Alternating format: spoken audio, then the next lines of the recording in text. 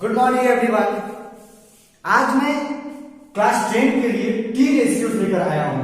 T ratios में 30 and 60 degree का निकालना सिखाऊंगा। इससे पहले मैंने आपको रेशियो निकालना सिखाया था। रेशियो क्या? Sine theta, cos theta, tan theta, cosec theta, sec theta and cot theta, ये निकालना सिखाया था ना। अब वहां पे आपका साइन थीटा क्या होता था? कोई एंगल होता था। अब यहाँ पे जो रहेगा वो एंगल का वैल्यू दिया रहेगा। थीटा का कोई वैल्यू था नहीं ना, बस वो एक लेटर था जिसे हम मान लिए थे। लेकिन अब आपको साइन थीटा का एग्जैक्ट वैल्यू क्या होता है ये सब निकालना सिखाऊंगा मैं, ठीक है। ये सारे वैल्यू आपको याद रखने होंगे। बहुत सारे ट्रिक मिलते हैं आपको, कोई फिंगर वाला देता है, कोई कुछ देता है, जिससे आप ये सारे वैल्यू याद रखते हो, याद करते हो। लेकिन मैं आपको बेसिक तरीके से सिखाऊंगा और बेसिक फॉर्मूला भी दूंगा जिससे आपको याद रखना है। आई बात समझ में? चलिए हम आते हैं ये कैसे आखिर बना है, सारा वैल्यू कैसे निकलता है, पहले ये देखते हैं। देखिए टी रेशियो में यहाँ पे 30 एंड 60 बोला है जी। तो आपको तो पता है कि ट्रिगो हमारा हमेशा राइट एंगल ट्रायंगल को मानता है। तो राइट एंगल ट्रायंगल में या तो 45 या तो 30 और 60 वाला चलेगा। बाकी सब भी चलते हैं, लेकिन ये सारे एग्जैक्ट वैल्यू होते हैं जो हमारे सामने इजीली मिल जाते हैं। देखिए तो 30 और 60 पाने के लिए आप क्या कीजिएगा, पहला एक इक्विलेटरल ट्रायंगल बनाइएगा। क्योंकि इक्विलेटरल ट्रायंगल क्या होता है? All side and all angles are equal. All angles क्या होते हैं जिसके 60 डिग्री होते हैं ना ऑल एंगल्स। और बीच में इसके क्या कीजिएगा कि परपेंडिकुलर बाइसेक्टर ले लीजिएगा जो इसको दो इक्वल पार्ट में डिवाइड करे परपेंडिकुलरली। परपेंडिकुलरली मतलब होता है ना 90 डिग्री। यहाँ पे 90 बनाएगा और बाइसेक्ट भी करा है। तो भाई राइट एंगल ट्रायंगल से यहाँ का डिग्री आपका 60 होगा, यहाँ का भी डिग्री आपका 60 होगा। लेकिन ये क्या परपेंडिकुलर बाइसेक्टर है ना, तो किस किस पार्ट में डिवाइड करेगा जी? इसको 30 और इसको भी 30 में डिवाइड किया इसको। अब देखिए अब क्या होता है, इसका तीनों साइड में इक्वल होता है। आपको साइड का भी मेजरमेंट लेना होगा। अगर हम इसको 1 मानते हैं, इसको 1 मानते हैं, तो ये 1/2 हो जाएगा। यहाँ पर फ्रैक्शन वाला आ जा रहा है। इससे बेटर है हम इसी को 1 मान लेते हैं, इसको 1 यूनिट ले लेते हैं, ठीक है। ये भी आपका 1 यूनिट होगा। तो जब ये 1 यूनिट, ये 1 यूनिट, यहां से यहां तक का ये 1 यूनिट है ऐसे,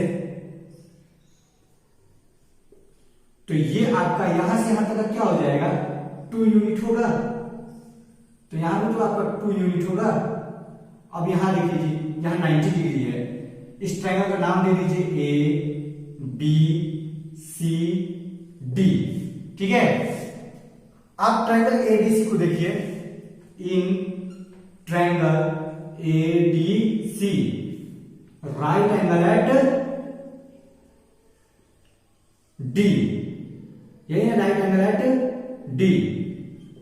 तो ये बताइए जब आपका डी 90 डिग्री है तो एसी आपका हाइपोटेनस होगा। तो जब एसी आपका हाइपोटेनस होगा तो AC square equal to AD square plus क्या? डीसी स्क्वायर, यही होगा जी। आपका एसी का वैल्यू 1 यूनिट पता है, डीसी का वैल्यू 1 यूनिट पता है। आपको क्या निकालना है? एडी। तो एडी इक्वल टू क्या हो जाएगा जी? Under root AC square minus DC square. तो AD equal to under root 2 का स्क्वायर माइनस ये डीसी क्या है? 1 है। ये डीसी आपका 1 है ना, और एसी क्या है आपका? 2 है। तो एडी इक्वल टू क्या हो जाएगा जी आपका? अंडर रूट 4 माइनस 1, यानी एडी का वैल्यू आ गया अंडर रूट 3, यानी ये बन गया आपका √3 यूनिट, ठीक है। आपको एडी का वैल्यू मिल गया। अब देखिए जी, आप आइए रेशियो पे, अब डायरेक्टली हम आते हैं। पहले हमने राइट एंगल ट्रायंगल था ना, राइट एंगल ट्रायंगल निकाल के इसको 2 इसको 1 मान करके बीच वाला वैल्यू निकाल दिया। तो अब यहाँ पे आपका 90 डिग्री हो गया। अगर आप साइन थीटा लेते हो, साइन थीटा आपको पता है क्या होता है? p/h, ये होता है ना। यहां आपको क्या रेशियो निकालना है?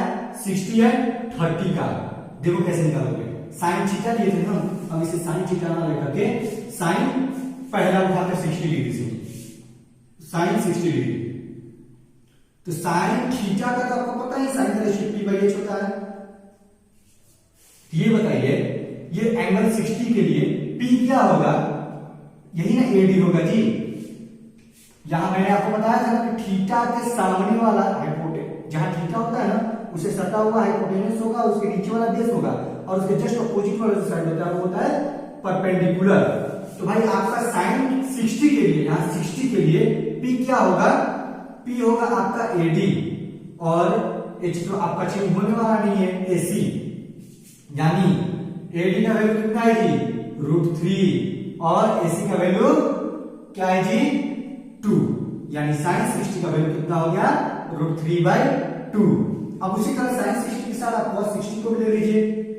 cos 60 का वैल्यू क्या होगा, इस 60 के लिए B क्या होगा, इतना तो आपको पता है ना, cos थीटा के लिए होता है B/H, तो cos 60 के लिए B क्या होगा, ये नीचे वाला ना DC/H क्या है आपका, H तो चेंज ही नहीं होता है AC, यानी DC का वैल्यू 1/2, AC का वैल्यू 2, यही ना होगा जी, यानी sin 60 √3/2, cos 60 1/2। आई बात समझ में। नेक्स्ट देखते हैं, चलिए साइन हो गया, cos होगा, निकाल लेते हैं tan भी, tan 60 डिग्री, tan 60 डिग्री क्या होता है, आपको tan का पता है रेशियो P/B। अब ये बताइए इस P के लिए, सॉरी 60 के लिए P क्या होगा, इस 60 के लिए P यही सामने वाला ना AD, और B क्या होगा, देखिए यहां पर भी निकाल ही बैठे हम, DC कितना होगा जी आपका, DC क्या है 1, और AD क्या है √3, यानी √3/1, यानी सिंपली √3, tan 60 का वैल्यू कितना आ गया, √3। ठीक है, अब इसका अपोजिट ले लीजिए, sin 60 हो गया, cos 60 हो गया, tan 60 हो गया। अब जरा इसका अपोजिट ले लीजिए, अपोजिट वाले में से उल्टा कर देंगे ना जी, कोई दिक्कत है नहीं। क्या करते हैं, हम ये कर देते हैं इसका अपोजिट वाला, साइन का उल्टा cosec होता है ना, cosec 60 डिग्री, H/P होता है ना, H/P डायरेक्टली इसका आप कर दो ना 2/√3, आपको पता ही है साइन का उल्टा cosec होता है, तो cosec 60 डिग्री 2/3 हो जाएगा। यहाँ cos का उल्टा क्या होता है, sec 60 डिग्री कितना हो जाएगा, sec का उल्टा क्या हो जाएगा 2, 1/2 है, 2/1 यानी 2, cos का उल्टा sec और tan का उल्टा cot, तो cot 60 डिग्री क्या हो जाएगा जी आपका, यहाँ √3/1 है, tan 60 का तो 1/√3। अब निकाल के दे जाएगा ना जी cos 60 के लिए B/H होता है ना, तो B/P होता है ना, cot के लिए B/P, तो cot 60 के लिए B क्या होगा, ये DC होगा, P क्या होगा, AD होगा, यानी DC/AB 1/√3 आ रहा है। ये हो गया आपका 60 का। ठीक है, अब आते हैं हम 30 वाले पे। देखिए sin 30 डिग्री, sin 30 डिग्री के लिए होता है ना, sin के कोई P/H चलेगा, वो चेंज नहीं होने वाला है। लेकिन यहां देखिए ये थीटा यहां चला गया, 30 डिग्री यहां है ना, तो इस 30 के लिए P क्या होगा, इसका जस्ट अपोजिट वाला यानी DC, और H तो वही रहता है, H तो चेंज नहीं होता है, यानी P हो गया आपका DC और H हो गया आपका AC, यानी DC क्या है आपका, sin 30 के लिए DC क्या है आपका 1 और H क्या है 2। आइए cos 30 देखते हैं। आइए बात समझ में जी, नहीं आएगी तो फिर से आप बोला, मैं फिर से समझा दूंगा। मैंने बोला ना, अभी 30 के लिए अपोजिट P हो गया और ये बेस हो जाएगा, ये 60 के लिए P था, ये बेस था, यानी 60 के लिए परपेंडिकुलर था, ये बेस था, 30 के लिए परपेंडिकुलर है, ये बेस है, हाइपोटेनस वही रहता है। तो cos थीटा के लिए क्या होता है जी B/H, तो cos 30 की बात कर रहा है, तो 30 के लिए B क्या होगा, AD होगा, AD, और H तो वही रहेगा जी AC, यानी AD का वैल्यू क्या है आपका √3/2 AC। ठीक है, अब आते हैं tan 30 degree, tan 30 degree, tan theta का आपको पता ही है P/B, तो भाई 30 के लिए P क्या होगा, 30 के लिए P यही सामने वाला, और B मैं बार बार बोल रहा हूं, सामने वाला परपेंडिकुलर होता है, सटा हुआ बेस होता है, यानी DC/AD, DC/AD क्या होगा जी, DC/AD, यानी 1/DC क्या है, tan 30 है ना, तो DC क्या है 1 और AD क्या है, देखिए √3, DC/AD 1/√3। ठीक है, आइए अब इसका अपोजिट देख लेते हैं हम यहीं से। sin 30 था बाई cosec 30, विराट कोहली को cosec 30 डिग्री क्या होगा, मैंने बोला था ना इसका उल्टा वही उलट भी जाएगा, आपको निकालना है, निकालने का मन है तो निकाल के कॉसेक एच बाई पी होता है ना, तो 30 है तो पी क्या होगा इसका 1 और एच यही होगा ना, एच बाई पी यानी 2/1। देखिए जी 2/1 यहाँ पे आ रहा है कॉसेक 30 का। सेक 30 का क्या होगा, सेक 30 यानी सेक 30 के लिए इसका होता है ना H by B, H by B H by B यानी 2/√3, 2/√3।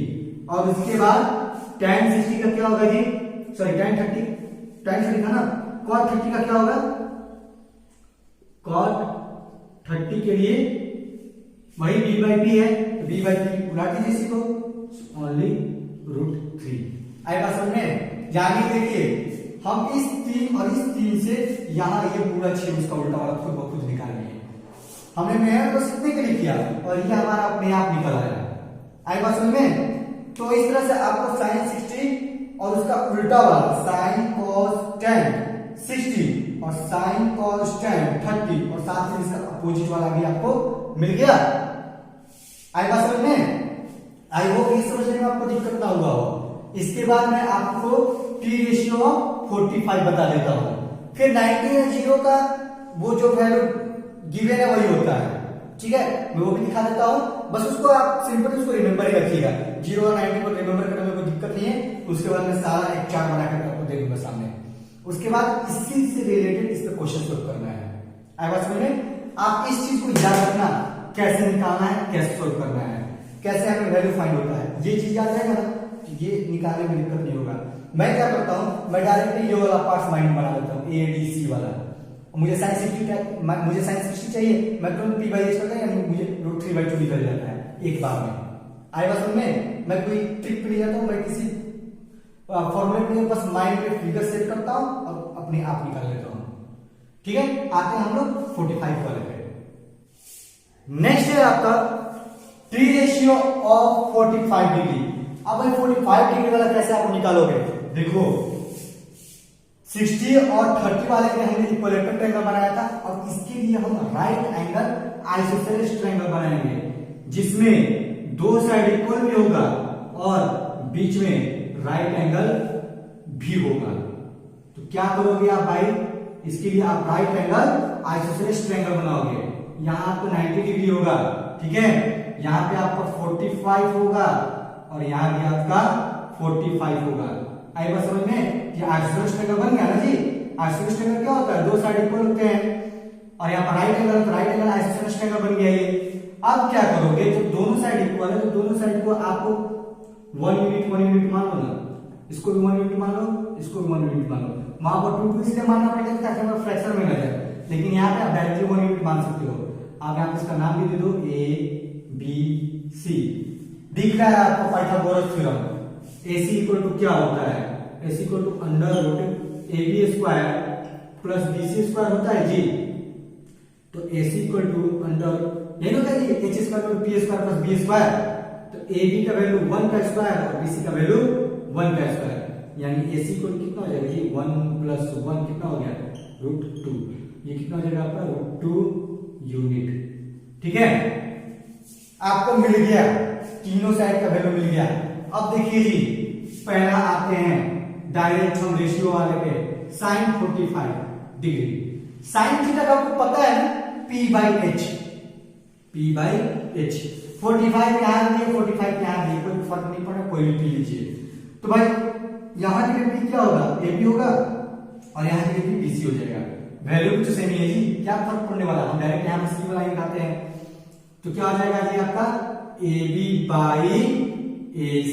यानी P/H होता है ना, H हमारा AC है, कोई चेंजिंग नहीं होने वाली है जी। sin 45 का वैल्यू कितना हो गया, 1/√2। और ठीक उसी तरह अगर cos 45 को भी देखते हैं, तो ये भी आपका, ये तो आपको पता है B/H बनता है, तो यहां कोई चेंजिंग नहीं आएगा। क्यों, क्योंकि अगर इसे 45 मानते हो तो BC हो जाएगा BC/AC। कितना होगा ये, BC/AC, और यहां 45 मानते हो तो AB/AC।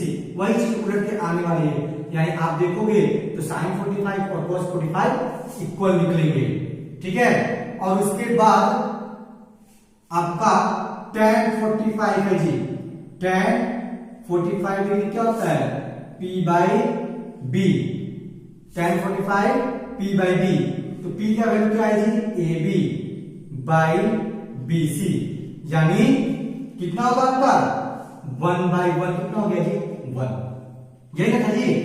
इसको देखोगे, अगर इसको थीटा मान लो तो p बाई बी ये हो गया, अगर इसको थीटा मान लो तो p बाई बी ये हो गया, कोई फर्क नहीं पड़ने वाला। अब इसका डायरेक्ट आप अपोजिट वाला निकाल लो, sin 45 का उल्टा cosec 45 कितना हो जाएगा जी √2, cos 45 का उल्टा sec 45 ये भी नहीं चेंज होने वाला है √2, और tan 45 का उल्टा cot 45 ये कितना हो गया 1, यानी tan 45 और cot 45 कितना होता है 1 ही होता है। अब देखिए sin 0 का वैल्यू ये एग्जाम में आता है, इसको रिमेंबर रखिएगा आप, sin 0 का वैल्यू 0, cos 0 का वैल्यू कितना 1, tan 0 का वैल्यू 0, और इसी का उल्टा यहां पे sin 90 का वैल्यू 1 हो जाएगा, cos 90 का वैल्यू हो जाएगा आपका कितना 0, ये उल्टा उल्टा जा रहा है, यहाँ पे sin 0 है, sin 0 का 0 है तो sin 90 का 1, cos 0 का 1 है तो cos 90 का 0, लेकिन tan 0 का 0 तो cot 90 का भी 0, ठीक है, क्योंकि बाई 0 आ जाएगा तो ये जब इसको उल्टेंगे ना 0 बने तो 1/0 0 ही बन जाएगा। और दूसरी चीज यहां देखिए cos 0 का वैल्यू 1 है ना, तो आपका इसको उल्टा कीजिएगा तो sec 0 का वैल्यू क्या हो जाएगा 1 ही हो जाएगा, यानी 1/1 उलट जाएगा ना। ठीक उसी तरह sin 90 का वैल्यू 1 है तो cosec 90 का भी वैल्यू क्या हो जाएगा आपका 1, और बाकी जो है ना ये जैसे tan 90 का नॉट डिफाइन तो बटे में 0 आ जाएगा, यहाँ पे tan 90 का नॉट डिफाइन है, cos 0 का नॉट डिफाइन है, इसको याद रखना है आपको। आई बात समझ में, ये 8 एक्सियम है, इसको याद रखिएगा आपको, इसको रख लीजिएगा।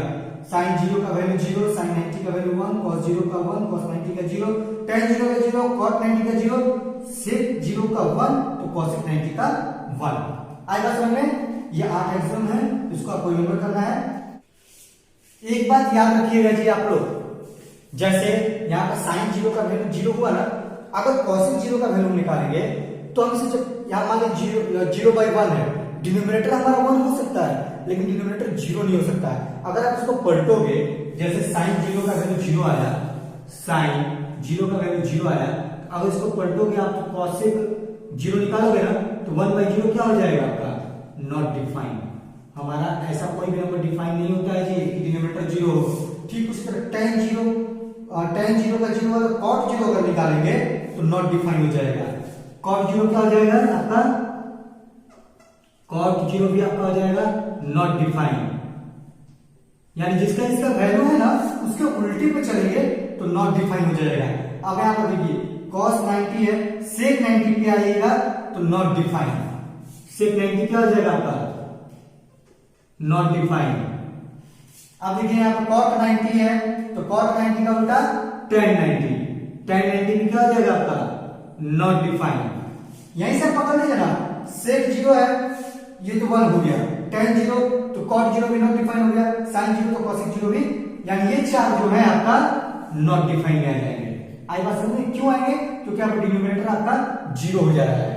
ओके, देखिए यहाँ पे हम इसका टेबल बनानी है और सारे वैल्यू को उसके थीटा के अकॉर्डिंग पुट करेंगे। जैसे मैंने आपको बताया था एक्सियम में क्या आया था, sin 0 का वैल्यू क्या था 0, ठीक है, sin 0 का वैल्यू 0 जब था तो इसका उल्टा क्या था जी आपका cosec ना, cosec sin 0 तो cosec 0 क्या हो जाएगा नॉट डिफाइन, क्योंकि 1 मतलब ये 0/1 है तो 0 बना तो 1/0 क्या हो जाएगा नॉट डिफाइन, यहां पे पहले ही डाल देते नॉट डिफाइन, ठीक है।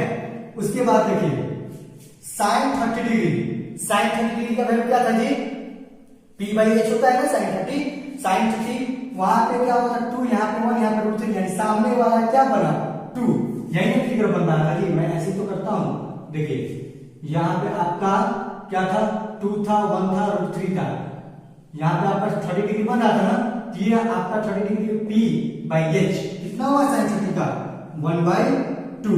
आई बात समझे। sin 45 आपको पता है कि चेंज होता है 1/√2।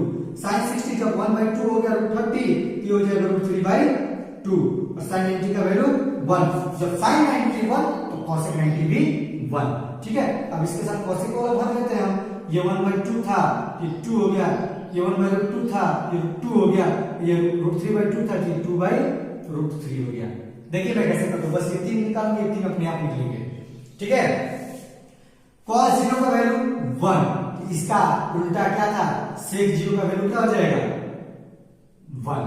ठीक है, cos 30 डिग्री अब देखते हैं। cos 30 degree b by h √3/2 कितना हो जाएगा √3/2। याद रखिए cos 30 और sin 60 एक बराबर होता है, और sin 30 और cos 60 एक बराबर होता है।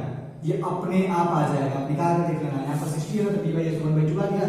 देखिए उसके बाद देखिए cos 90 0 तो sec 90 क्या होगा जी आपका, पहले लिख दे रहा हूं मैं नॉट डिफाइंड, क्योंकि 0 हो गया ना, उल्टा करके बटा में 0 आ जाएगा, ऐसे खत्म हो गया ये। और ये cos 45 और sin 45 तो चेंज नहीं होता है 1/2। अब देखिए tan 0 का वैल्यू 0, tan 0 का 0 था ना, तो cot 0 का क्या हो जाएगा जी not defined. Simple, 4 not defined है ना हमारे पास जी। tan 30 का वैल्यू देखिए जी, tan 30 यहां पे है तो p by b 1/√3। tan 45 पता है आपको 1 था, पहले cos वाले से तो भर लेते हैं। cos 0 1 तो sec 0 भी हो गया 1/1। tan cos 30 √3/2 तो sec 30 2/√3 और ये √2 और ये आपका हो जाएगा 2। ठीक है, यही ना उल्टा होगा।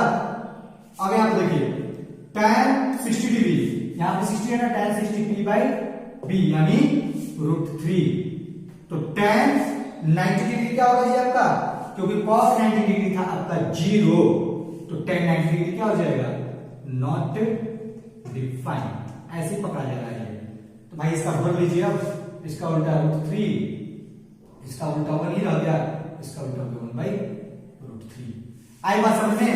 मैंने सिर्फ 3 निकाला और 3 से बाकी सब निकाला, और 0 वाला से पकड़ ले कौन कौन नॉट डिफाइंड होगा, जिसका डिनोमिनेटर 0 हो जाएगा तो वो नॉट डिफाइंड हो जाएगा था। आई बात समझ में। आते हैं इससे रिलेटेड 1-2 क्वेश्चन पे। ओके, टी रेशियो से रिलेटेड मैं एक्सरसाइज 6 का सिर्फ एक क्वेश्चन बना के दिखाऊंगा जी आज। कल मैं इससे रिलेटेड सारे क्वेश्चन लेकर आऊंगा, क्योंकि बहुत लंबा वीडियो हो जाएगा फिर। ठीक है, पहले देखिए sin 60 मैंने आपको बताया था फिगर यही था ना, यहाँ √3, यहाँ 2, यहाँ पे 1, sin 60 बोल रहा है, 60 यही बनाएगा, यहाँ तो 30 था, यहाँ 60 था, यही था ना। तो sin 60 √3/2 दिख गया, √3/2, sin 60 का वैल्यू √3/2।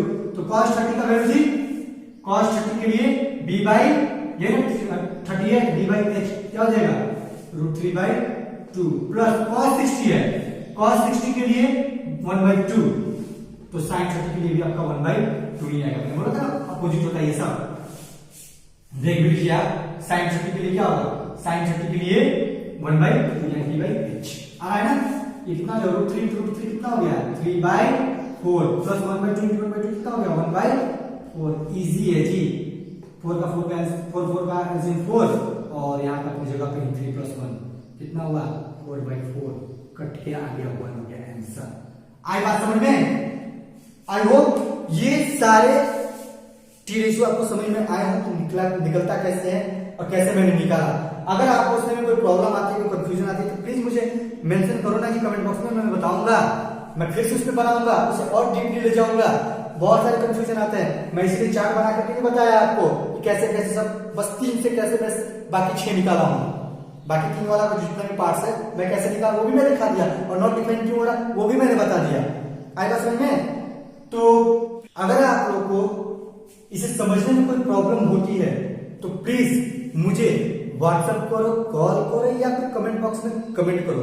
इस सारे क्वेश्चन बहुत इजी है जी, बस आपको जो भी डिफिकल्ट होगा ये इसका रेशियो याद करने में होगा, और मैंने उसका तरीका भी बता दिया कैसे निकला है। ये चीज माइंड में रखो ना, अपने आप सब बनते जाए, कोई चीज रखने की जरूरत नहीं है, कोई ट्रिक रखने की जरूरत नहीं है, आप बस माइंड में रखो, खुद ब खुद सब निकलते जाएंगे। अगर आपको मैं कल यहाँ एक्सरसाइज का बाकी सारा क्वेश्चन लेकर आऊंगा, आपको एक बता दिया ताकि आप लोग अगर चाहो तो आगे बढ़ सकते हो, कुछ बात देख सकते हो।